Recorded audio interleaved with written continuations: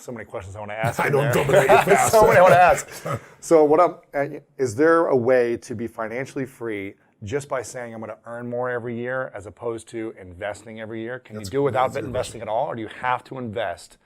And when you say put it in the market, you mean put it in index funds? Is what I'm. Well, in the book I explain you've got to have diversification. Right. And you don't just throw it in a stock and just no. And leave what it most there. people do is they go to a mutual fund and they think it sounds logical. I'm no good at this. This is not my skill, a person says. You go to a professional who runs a mutual fund. What do? They figure out a series of investments to make. Mm-hmm. They put it in the fund and they do it for you. And you think, well, gosh, they're smarter than I am. They'll do well. You assume that, but the truth is they charge so much that even if they did have an advantage, they lose it. I interviewed David Swenson, who's the head of chief investment officer at Yale. It took Yale 200 years to get $1 billion that they saved. He turned it into $25 billion in 2 decades. Wow. It's unheard of. He's the greatest institutional investor of all time. And one of the things that he told me, he said, Tony, you just got to understand something. He said, you're never going to earn your way to wealth. He said, how many people have you seen, movie stars, actors, athletes? The other day, 50 Cent just went broke, right? Yeah. He made $100 million on vitamin water alone. Somebody gave him a tip. And he had half a billion dollars and he's broke, completely broke.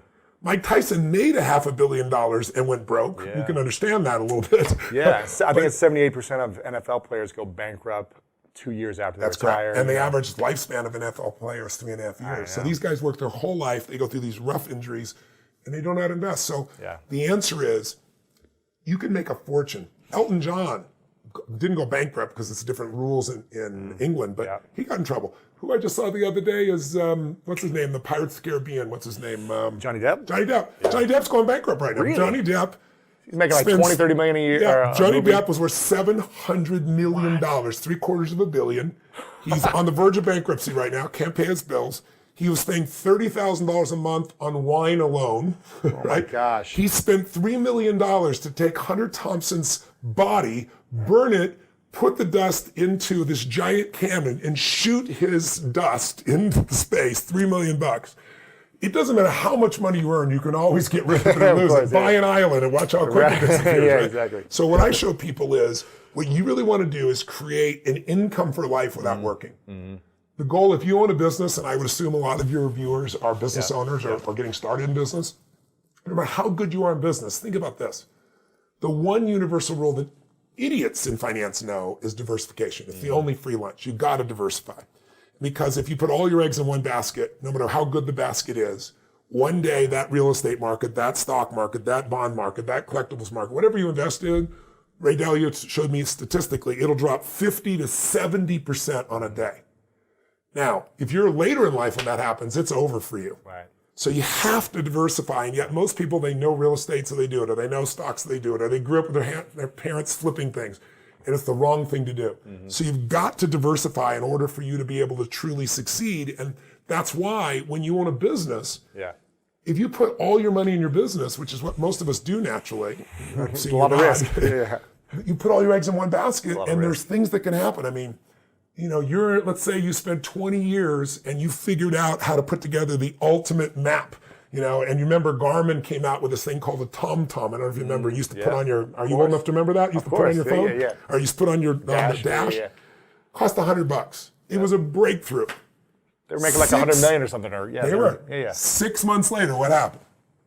The iPhone came out with Google Maps. These little bastards, excuse my French, came out with it, put Google Maps, put their own map on here, and it costs how much? $0. What's that going to do to your business when someone takes your product or service and gives it away for free?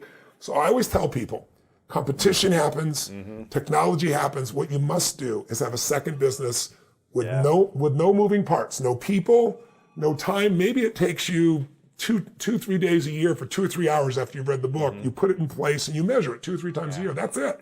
Go on with your life. Now if there's a trouble in your business, you're financially set. In my life, I have 31 companies now. We have, what do we have? 1,200 employees, 7 different industries. We do $5 billion in sales. I mean, that used to be, me and my seminar business. It's grown geometrically. But with all those moving parts, the only way I've been able to succeed is because I've taken every one of those businesses and I've diversified my assets so that when things were in trouble, I still had enough economics to take care of myself and keep the business going. So everybody needs to create a money machine.